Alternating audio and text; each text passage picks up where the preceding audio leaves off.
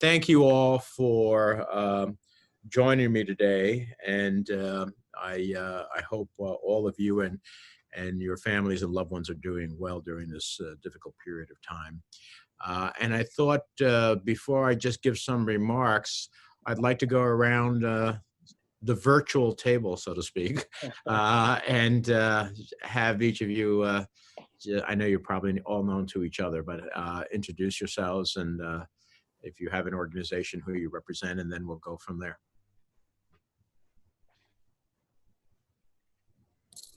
So who wants to start?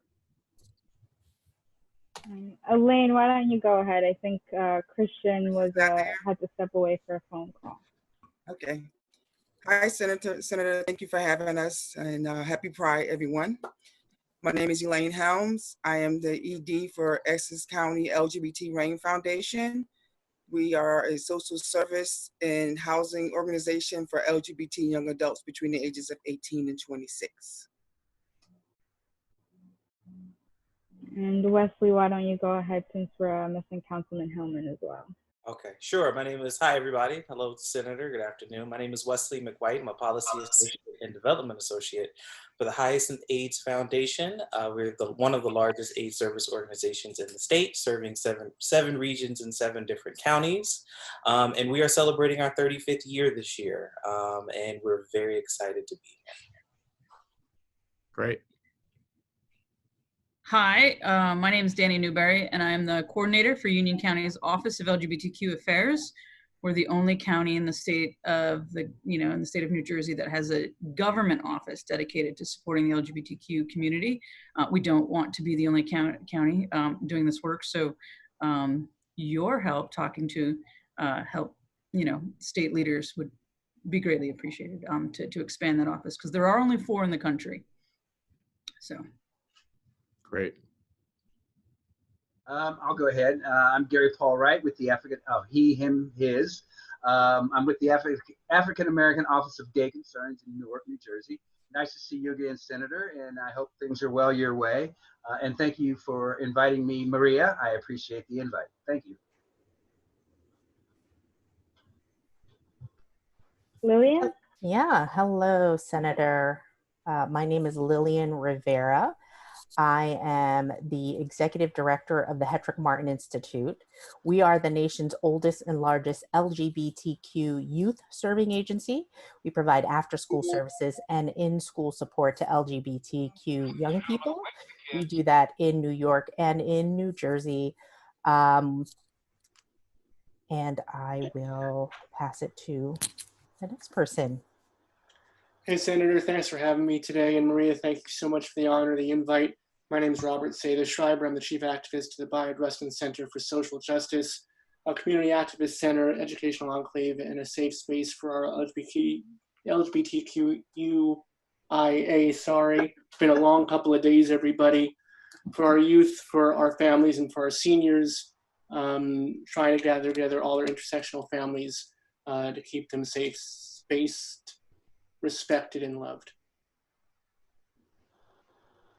Good morning, and thank you, Senator, for having this conversation. I really appreciate it. Maria, thank you for inviting me. I am Beatrice Simpkins. I am the executive director of the Newark LGBTQ Community Center, which is located in the Newark Public Library at 5 Washington Street.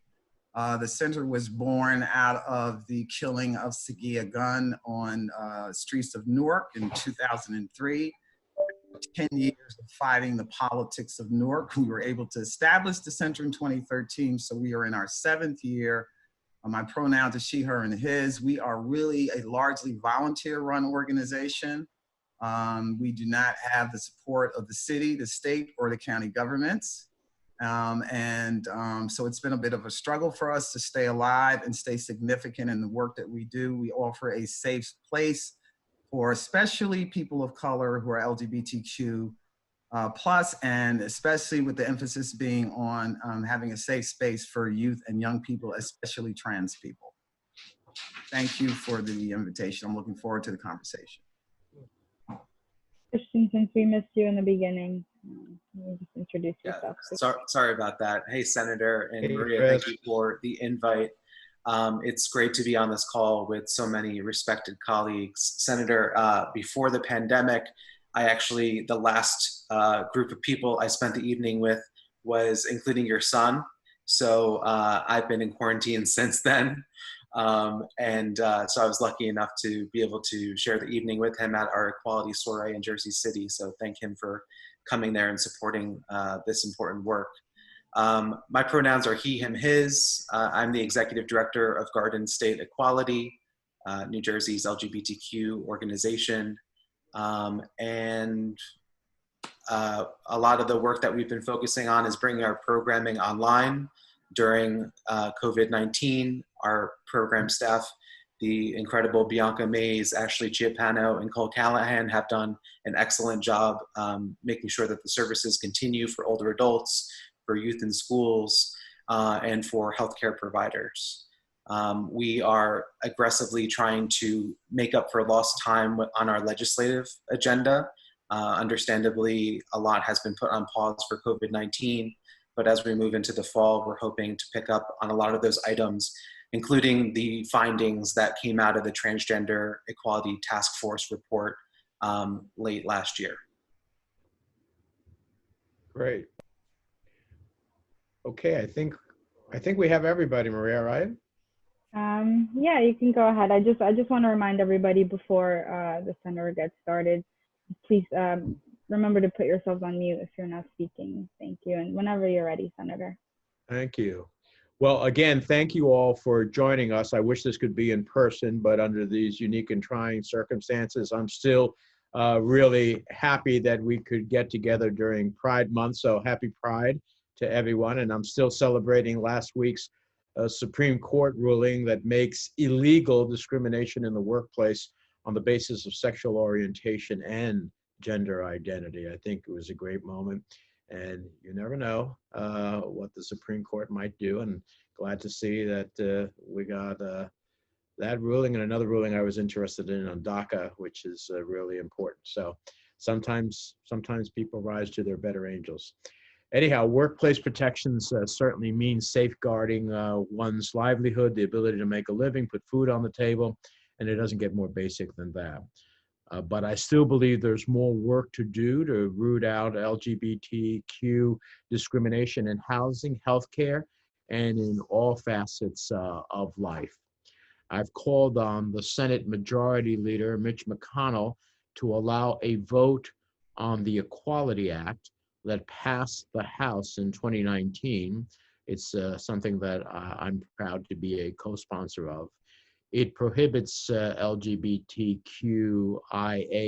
discrimination in key areas of life, including housing, credit, education, public spaces and services, federally funded programs, and jury service, just to mention some.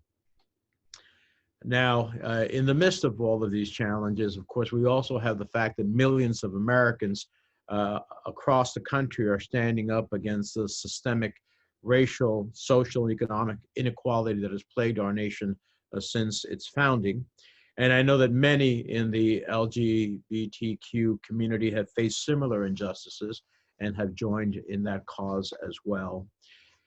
In the wake of tragic deaths of Rhea Milton and Dominique Remy Fells and George Floyd and Breonna Taylor and countless others, we have an opportunity for real transformative change that honors their lives.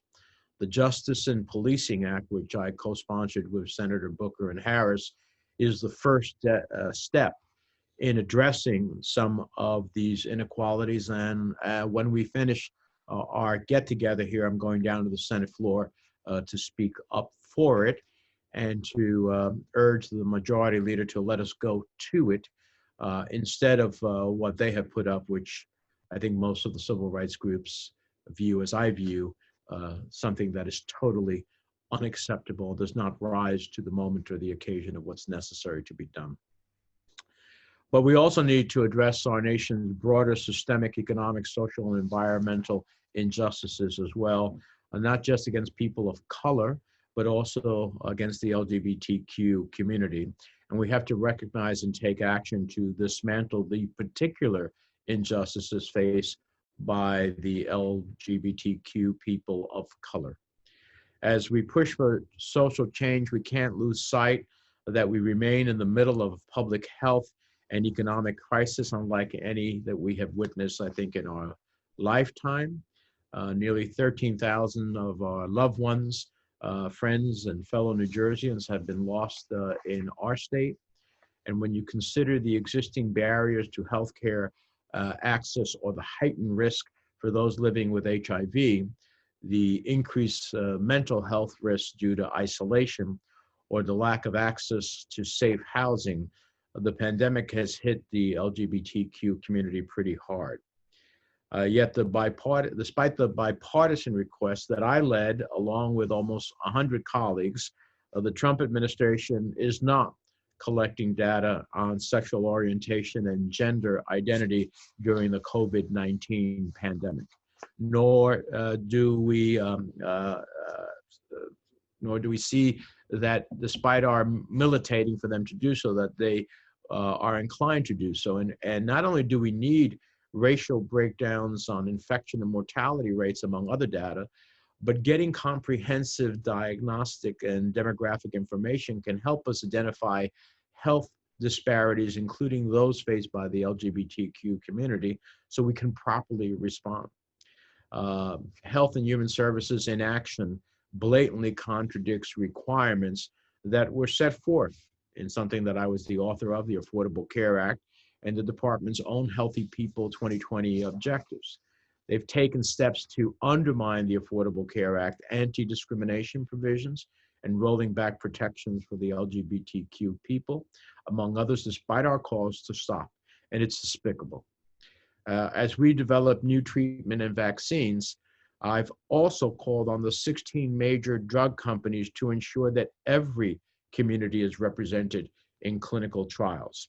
That means tearing down barriers that prevent certain groups from participating, ensuring those administrating the trials are diverse, and partnering with minority health and community advocacy groups to help recruit participants that reflect the diversity of our people.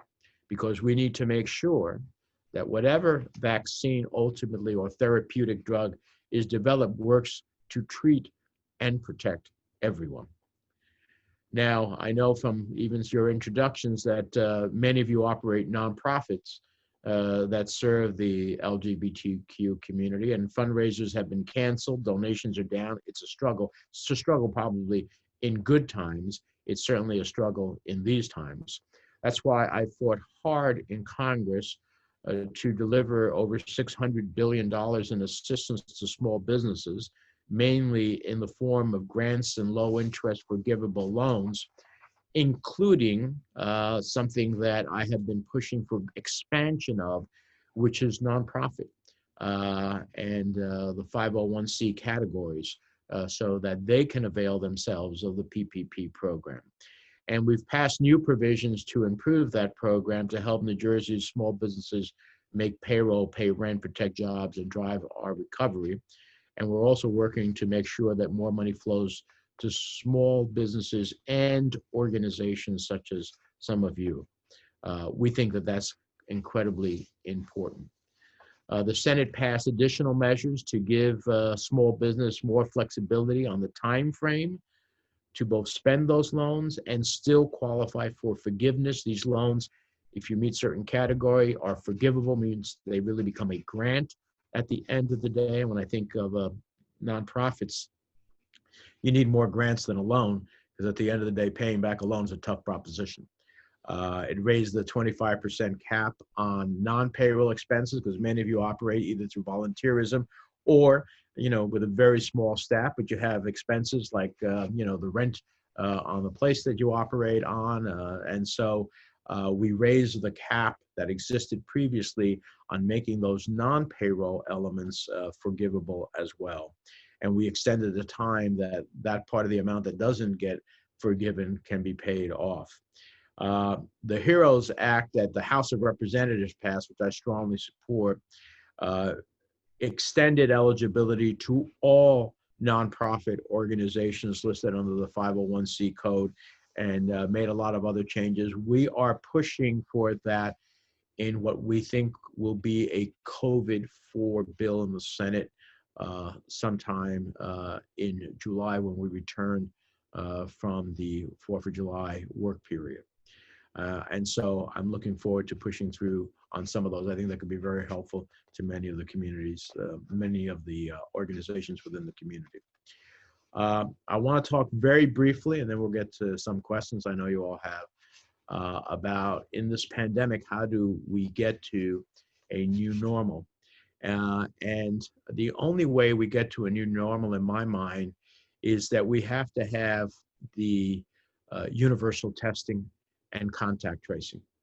Because the only way that we can get back to life to somewhat normal and to drive consumer confidence, which is the essence of our economy, is to say to the average New Jersey citizen, the average American for that fact, that your trip to the store, to the mall, to the square, to your community center has been largely mitigated in terms of risk of contracting COVID-19.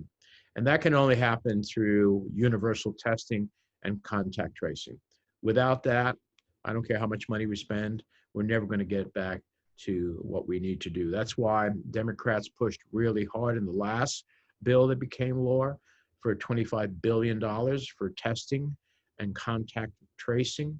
But we need a national strategy. That was a good down payment, but more needs to be done. So challenging times. Certainly we have a Supreme Court decision that we can rejoice in, but still a lot of work to be done. Challenging times, but I always remember that I have lived through some of the most challenging moments in our nation's recent history. On September 11th, I was at the Capitol when the plane was headed there. Thankfully, because of brave citizens, it never made it. It ended up going down in Pennsylvania. 2008, we had the financial collapse that almost brought us a new depression. And we had Superstorm Sandy. That was the worst natural disaster that the state ever had. In each of those instances, after September 11th, we built an intelligence system that has helped us avoid another attack in our country. After 2008, we built stronger rules of the road to stop excesses of large companies that became systemic risk, and we ended up holding the bag. And we created the Consumer Financial Protection Bureau that has saved billions of dollars for the average consumer in the country. After Superstorm Sandy, we built stronger than before the storm, made our coastline more resilient, got people back in their homes, built in better ways. And so we have shown ourselves to be resilient no matter what. I think after COVID-19, we're going to be more resilient in our public health infrastructure and in our readiness to take on either a second wave or any other challenge in the future in terms of a health challenge. And so in my mind, I don't see, some people look at these times and see it so negatively and so darkly. I don't see a setting sun. I see a rising sun that will leave us a rainbow that all of us can make burn really bright with all of its colors and all of its inclusion at the end of the day for better days ahead. And that's what I'm committed to as your United States Senator. So thank you for taking the time. And I know we have some questions, and I'm happy to try to do my best to answer them. Thank you, Senator. We're going to move on to the question and answer portion now. I'm going to be reading the questions that some of you submitted. The Senator is going to give us an answer. And then if anybody has any follow-up comments to his answer, you can use the chat feature in the Zoom to just let me know. Then I'll call on you so you can unmute yourself and share your thoughts. Senator, the first question is, should people with HIV be more concerned about the COVID-19 virus? Well, I don't think we have specific information, which is why we wanted to get that demographic information about people who have HIV. But I would just say that any immunodeficiency is a greater risk for anyone who contracts COVID-19.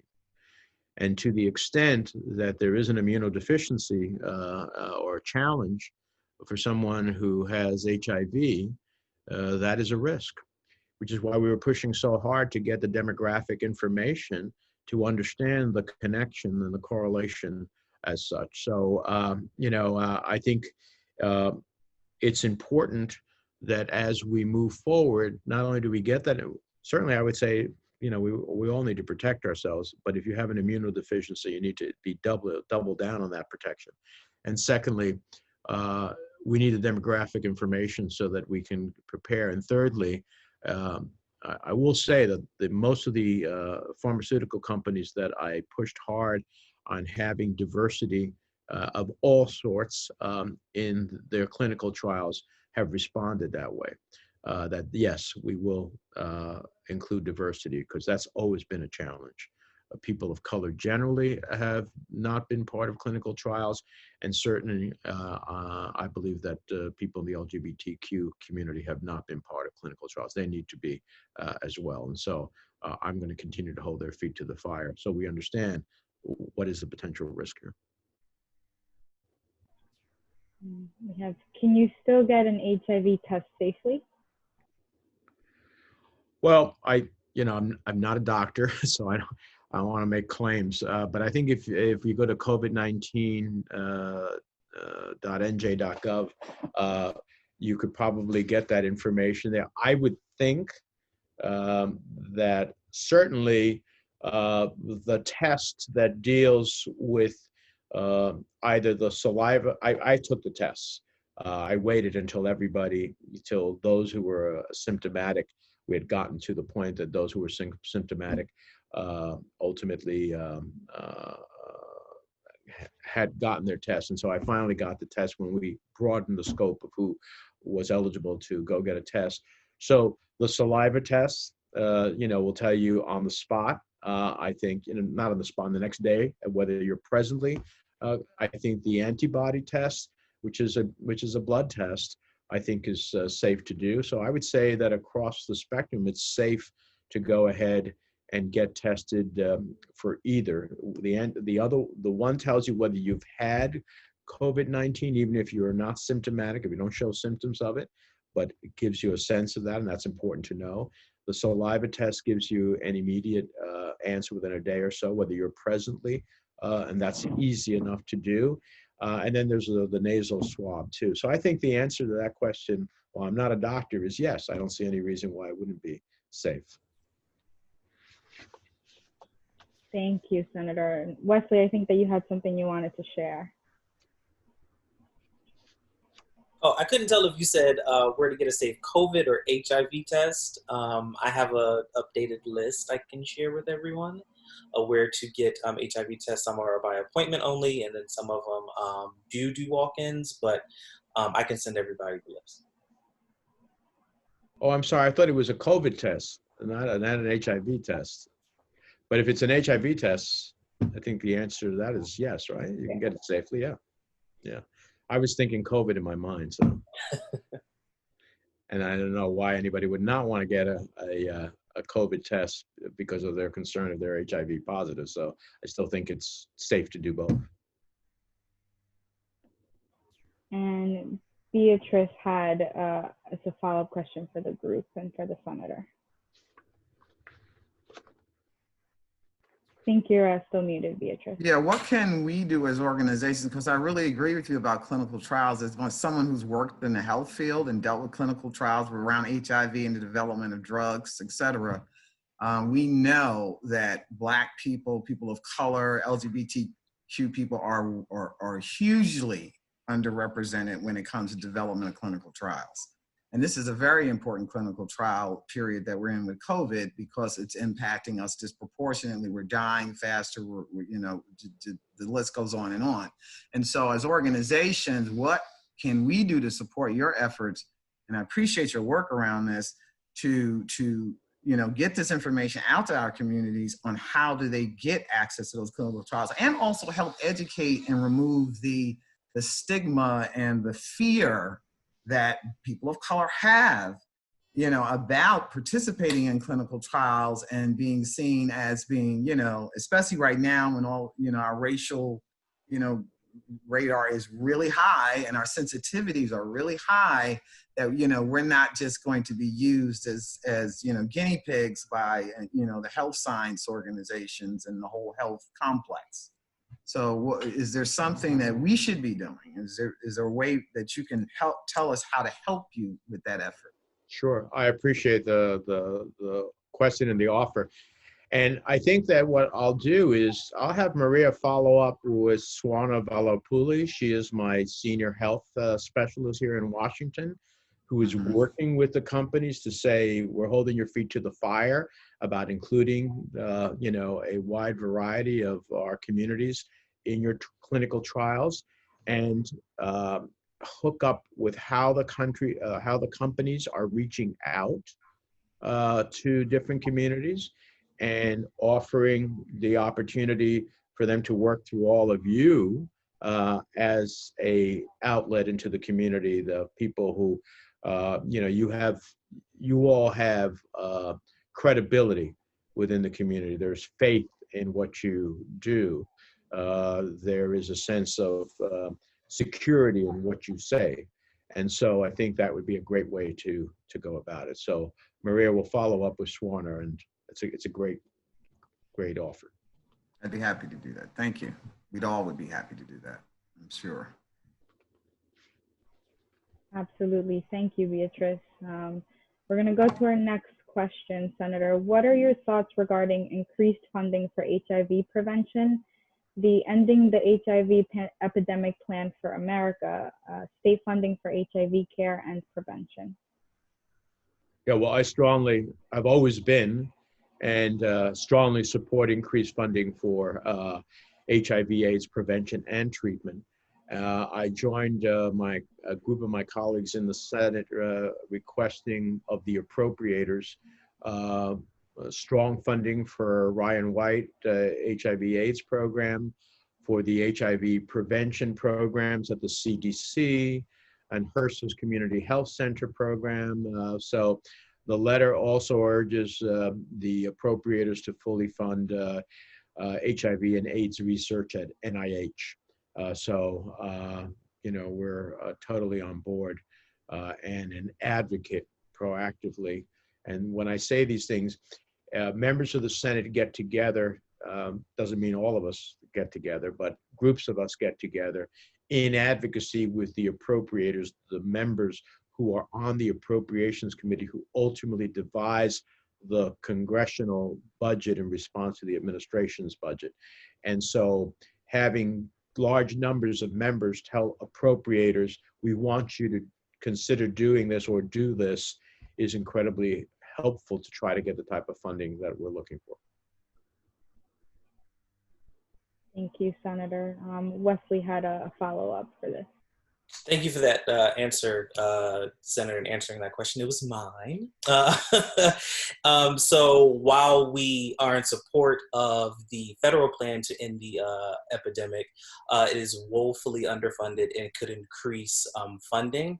But then also, as you stated in your introduction, when current administration undercuts LGBTQ health, the plan doesn't have as much bite as we want it to.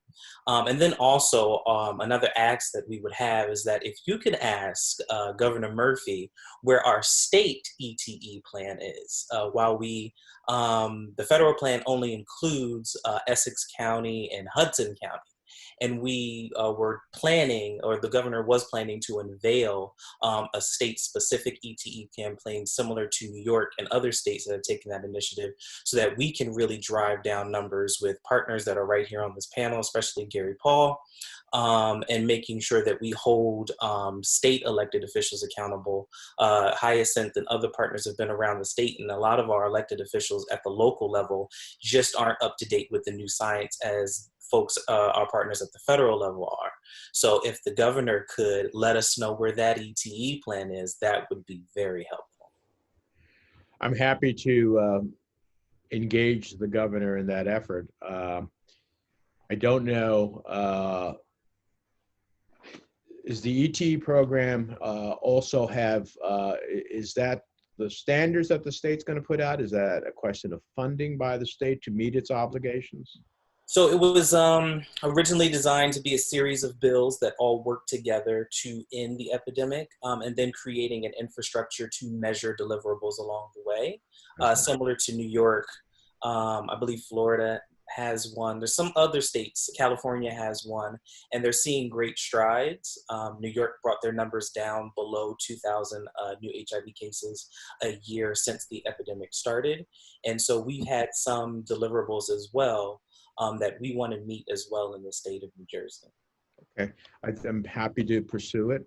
Last year when we had our roundtable, I said I would pursue the Attorney General on crimes against LGBTQ community, and we did. And so I'm happy to pursue it with the governor. To the extent that, and I'll just say this, I have no idea whether this is going to be part of what I hear. I will just simply say that to the extent that there is going to be a funding need for it. Right now, the state is in a world of hurt. It's $10 billion short in its present fiscal year. I'm working hard. I have legislation to help not just New Jersey, but I care about New Jersey the most, but all of the states in the nation with $500 billion to help get through the situation of the pandemic based on infection rates and revenue loss. So we are high, unfortunately, in that reality. So to plug that hole, that ultimately I think would be incredibly important, so that all of his plans as it relates to some of these things that need to be done can actually be implemented.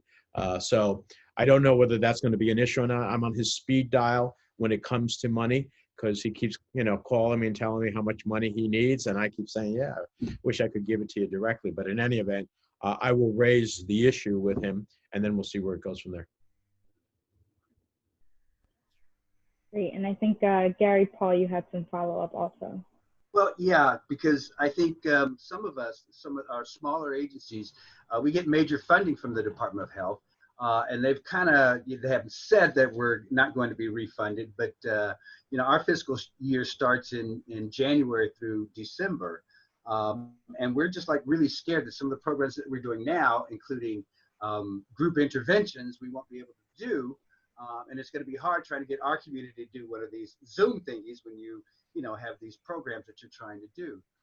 So, we're actually facing, closure by the end of this year, if we don't get any kind of assurances. So, I mean, we have a small staff, and we applied for the payroll protection plan. But we're sleeping uneasy these days, because we don't know if we're going to have jobs next year, as a lot of people are now. But we also going to wondering what's going to be happening with our community if some of these grassroots organizations like ours are not around anymore. Thank God we've got Hyacinth and Guard State Equality that are doing a lot of stuff, especially around policy.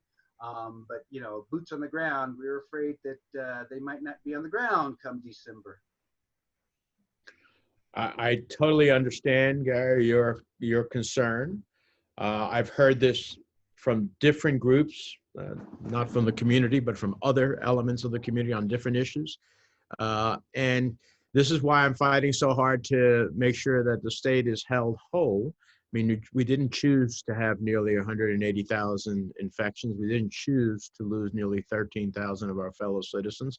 So, and the only way that we didn't end up with worse numbers is through the tough social distancing measures that the governor took, which created a cost both socially, emotionally, and economically.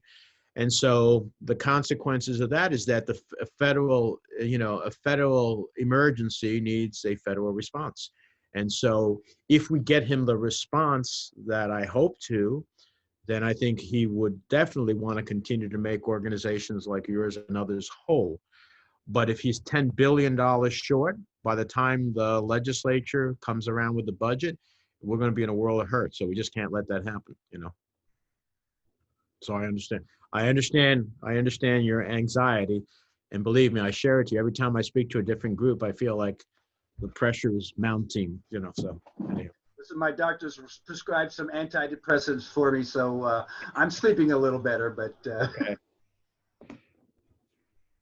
Thank you, Senator. The next question is, what strategies and efforts are you willing to support that will ensure the safety of transgender youth in healthcare and education? Yeah, I mean, I'm a co-sponsor of the Real Education for Healthy Young Act, the REAL Act, which would establish the first federally funded comprehensive sexual education program, which would provide age and culturally appropriate sex ed for young people. Also, we're pushing really hard with our Democratic colleagues to get the administration to back off their proposal to roll back protections for the LGBTQ and women in healthcare. It's been a longstanding issue that we have.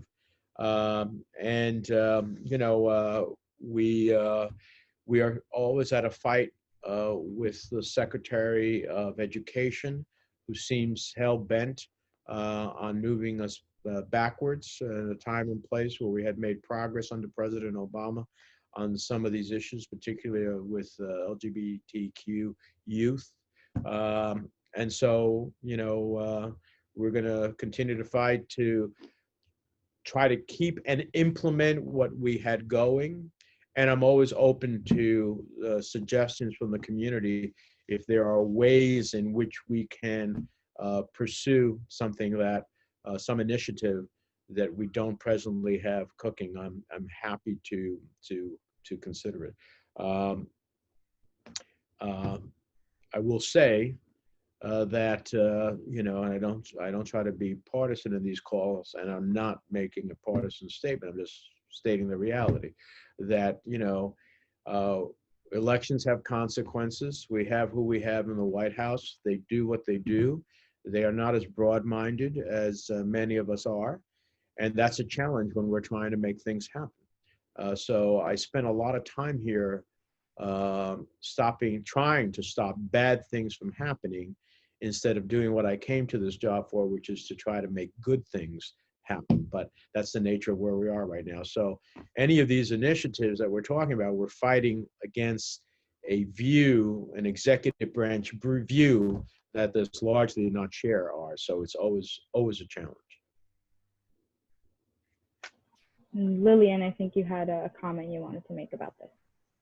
Yeah, I think my concern is really about what the Department of Education under Betty DeVos has done to young people. And I can give you an example. This is a historic example, but we run an LGBT, one of our sites is Maplewood, New Jersey. And we have young people that have never even gone to school. Some of them have gone to school, but a good majority of them started out in school, and because of their gender diversity had to leave school, and their parents obviously were smart enough to not leave them in that system, right? So they could be preyed upon. But when that's sort of the cultural social piece that happens in schools, but when you have the system at the Department of Education at the federal level breaking down what the previous administration had put in for protection, we're going to see really bad outcomes later on around mental health, around economics, around education, around all of those issues. So this is something that we have to really think about think about carefully, and how do we do that? And hopefully, like you said, we have the administration that we have, and hopefully in November we'll have new possibilities. But taking care of our youngest, who are our future, is really essential.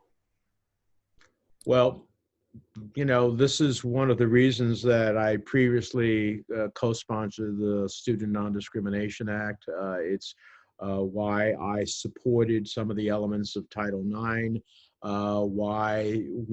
but any law is only as good as how it's enforced.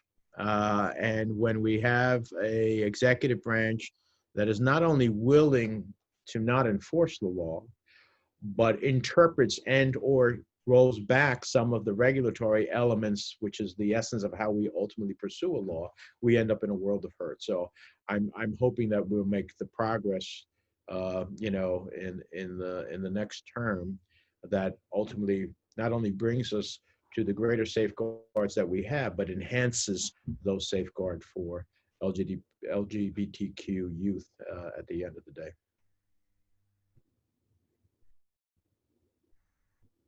Okay. Next question is, what type of economic relief is being prioritized for LGBTQ Americans and their families? Well, I would say that if you look at where I think the community is economically, there are many of the very essential workers that we have now determined are essential and critical to us, and very often in the front lines, whether that's in the healthcare field, whether that's in the delivery field, in the food and commercial products. So part of what we're advocating, well, PPP and other things, I was the lead negotiator on the unemployment part of what became the CARES Act, which had extended the unemployment period and added another $600 per week for anybody who was getting, because I knew people were going to go through a tough time. That's going to expire at the end of July. We're in the midst of a fight to see if that can be, dealt with in terms of extending it in the next COVID piece of legislation that becomes law. Republicans don't want to see that happen. We believe it's an essential element. I'd rather see people get back to work, but I know that with 20 million people out of work in the country, that by the time and gradual openings taking place, which means not 100% of everything that is being a reality again, that there's going to be a large universe of people who are unemployed. We need to be able to take care of those people. We need to be able to honor the people who have been on the front line so that we can stay home and be safe and not spread the virus, but they had no choices. So many of the community on the LGBTQ community, I think, are on the front lines because they're also in an economic category that didn't give them a lot of options at the end of the day to be able to make the choice to stay home or not. And so we need to honor them. And so that's one of the things that the House bill does into the HEROES Act that would, recognize economically and give, in essence, a economic benefit, a bonus to those individuals who have been in the front line. Those are some of the ways in which I think about how the community is, would receive help from the economic initiatives that we have. And that's vis-a-vis the pandemic. But we need some greater, initiatives that deal in the broader, longer sense outside of the pandemic with some of the inequalities that we face. And that's something that I hope to, as a member of the Senate Finance and Banking Committee, to be able to push in what I hope will be a new administration. I don't expect it in what we have left of this year or so.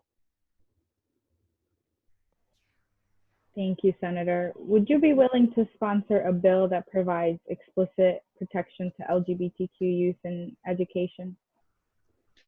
Yeah, I think our previous discussion goes to that. I definitely would. I have in the past, would do so again. And, I think that in the age that we're in, both through all the different elements of social media and the internet, the opportunity to be bullied just in general, but the consequences of bullying, particularly for an LGBTQ student, is even greater. And so I think there need to be greater protections. I think there need to be greater safeguards and opportunities in the educational capacity. So yes, the answer would be yes.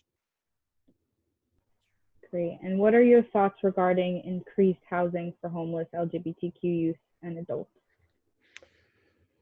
Well, this is something that I've been working at trying to get. I am the ranking Democrat, which means the senior Democrat on the housing subcommittee. Unfortunately, I don't have a chairman who is interested in looking at this. But, homelessness and the question of housing, particularly for LGBTQ youth, is a big challenge, but even broader than that.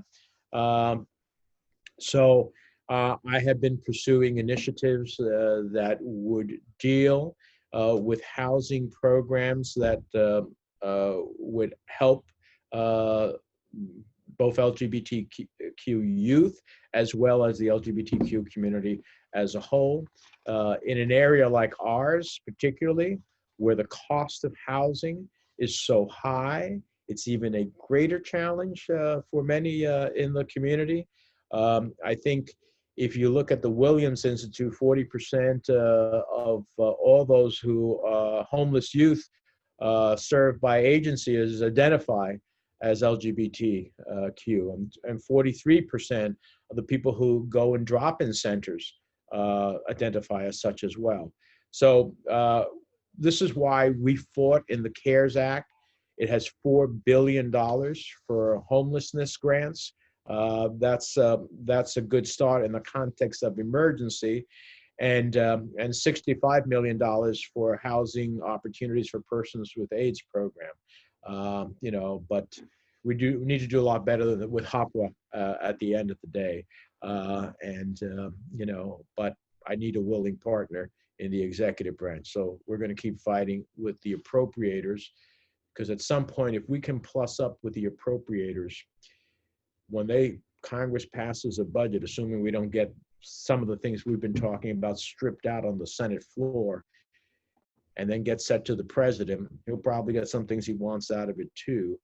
But to the extent that he's going to have to swallow what we want as part of a package, because he doesn't have line item veto. That's why I don't believe in the line item veto either, because otherwise he could just take out elements that he'd want and then leave what he wants, and you know, we'd be screwed at the end of the day. So I think that if we can include some of these plus ups, even though we're not going to get where we really want, which is going to take a new administration, but we can include some of these plus ups, then he'll have to you know, swallow it as part of a bigger package. And that's what, in the short term, that's what I'm looking to do. In the longer term, I'm going to have a much more ambitious agenda.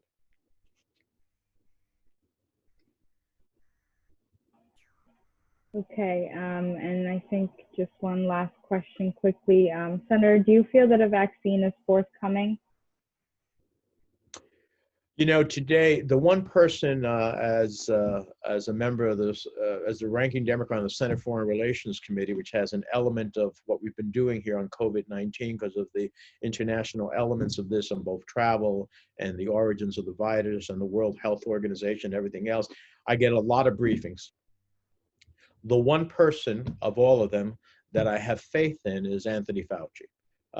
And I will say that today he testified in the House of Representatives before the Commerce Committee that Congressman Pallone from our state is the chairman of.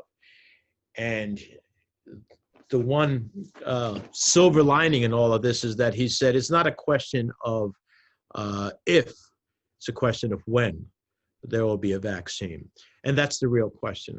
You know, he suggested that it could come by the end of a year, but finding a vaccine is not the same thing as both ramping up production and supplying everybody with a vaccine.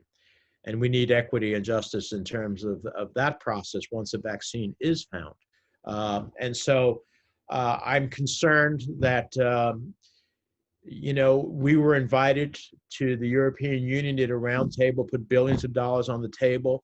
Everybody who participated was, every country that participated was eligible, that wherever the vaccine ultimately was discovered and proved to be safe, that all would receive the vaccine as part of their participation. The Trump administration, even though it was invited to participate, did not. So I don't know where the vaccine is going to come from. I hope it's from the United States and one of our companies, but it can come from a German company. It can come from anywhere. I don't know where it is. And when it comes, I want us to have the same access and availability as anyone else. And so it's a little short-sighted not to have participated there. But the answer is yes, we're going to have a vaccine. The question is, what's the time frame? So I really don't believe, and I hope I'm absolutely wrong, but I really don't believe that we get a vaccine until next year. And that means that we'll face a second. Well, first of all, we're still in the midst of the first wave, and a whole host of states have done a terrible job in the midst of this first wave. You see the spikes taking place in Arizona, in Texas, in Florida. And of course, you know, we don't have walls around our states. So when those states do a poor job, all of us are potentially at risk, right? We did the hard choices. Our numbers are going down. We still have to watch it. We still have to protect ourselves. We still have to do with socially distancing and masks and cleanliness and hygiene and the hands and everything. But we've done in the right direction. These states are not. So we're still in the first wave. I'm afraid that particularly the way that these states and their leaders have not taken the seriousness of purpose, the urgency of now as it relates to the virus, that we will have a second wave. And the question is, you know, have we learned enough now to mitigate the risks of that second wave, and then hopefully by next year have, you know, a vaccine, and maybe in the interim at least have some antivirals that if in fact you do contract the disease and you have, you know, overt symptoms that make you ill, can the antivirals help you get through the vaccine and avoid death? So those are the things I keep thinking about. That's why we are very much engaged with our pharmaceutical industry to figure out where they're at it, but also in a global context to make sure the United States has ready access to whatever vaccine is created wherever it is created at any given time. So the answer is yes, there's going to be a vaccine. You know, I wish it was sooner rather than later. I just don't believe we're going to wait a while to be able to get it, mass produce it, and have it accessible. But I do believe the last point I'll make about the vaccine, when we have the vaccine, it should be available to everyone, regardless of health insurance coverage, whatever. It should be universal. And I personally will fight for that, because no one should ultimately, you know, have to lose their life or be seriously ill to COVID-19 because they couldn't get a vaccination. Thank you, Senator. I know that you have another commitment to get to. Do you have any closing remarks you want to share with the group? No, I thank everybody. I appreciate your input.